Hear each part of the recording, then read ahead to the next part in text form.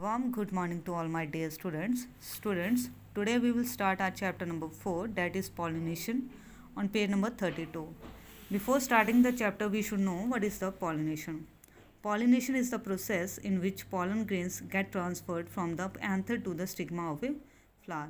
Pollination एक process होती है जिसमें ये छोटे छोटे पॉलन ग्रेन्स होते हैं. आपने फ्लावर में देखा होगा, जो फ्लावर का ऊपर वाला हिस्सा होता है छोटे छोटे, उसमें एक दाने टाइप के वो दाना टाइप होता है, उसको क्या बोलते हैं? Pollen grains. और जो फ्लावर का हिस्सा होता है एंथर, एंथर में से पॉलन ग्रेन्स जाते हैं दूसरे प्लांट के स्टिग्मा, ये मीन्स ऊपर वाले हिस्से पे जाते हैं. इस प्रोसेस को क्या बोलते हैं? Pollination. Flower is the most beautiful brightly coloured part of the plant which helps in the formation of seeds and fruit. Flower vary in color, shape and size. Flower जो होते हैं हमारे को हेल्प करते हैं किसमें? Formation of seeds and fruits. Fruits हमारे को देते हैं, सीड्स की फॉर्मेशन के लिए हेल्पफुल होते हैं. एंड हर प्लांट जो होता है उसका अलग कलर होता है, अलग शेप होती है and different size. Then parts of a flower. Pedicel.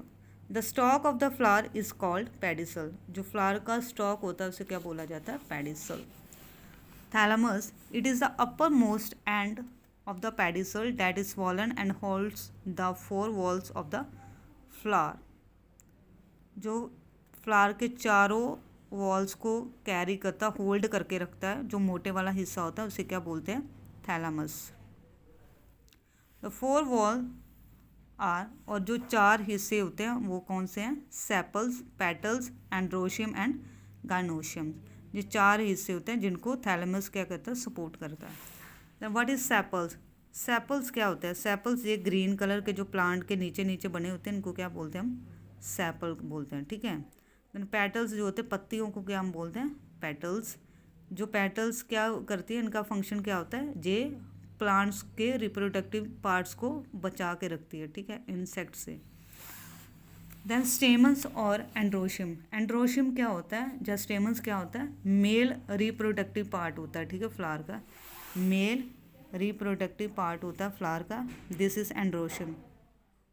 Okay. इसमें क्या आ जाता है? It consist of a filaments. इसमें फिलामेंट्स आते हैं, ठीक है. Then anthers. ये दोनों किसके पार्ट्स हैं? एंड्रोशियम के, मीन्स ये दोनों मेल रिप्रोडक्टिव पार्ट्स हैं. The next is gynoecium. Gynoecium is the female reproductive part of the flower. जो फीमेल रिप्रोडक्टिव पार्ट होता है फ्लावर का, जिसमें क्या होता है? स्टिग्मा होता है, ठीक है. जो ऊपर वाले हिस्से को क्या बोलते हैं? स्टिग्मा. देन दिस जो लॉन्ग ट्यूबुलर जो है इसे क्या बोलते हैं? Style. This is called style. And ये जो मोटे वाला होता है इसे हम क्या बोलते हैं? ओवरी. ओवरी के अंदर क्या होते हैं? ओव्यूल्स होते हैं, ठीक है. Then there are two kinds of flower. First one is bisexual and unisexual. Bi means two and uni means one. Bisexual flower means flower which are having both male and female reproductive parts, whereas unisexual or monosexual flower, they may be having either male or female reproductive part. Example, cucumber or papaya.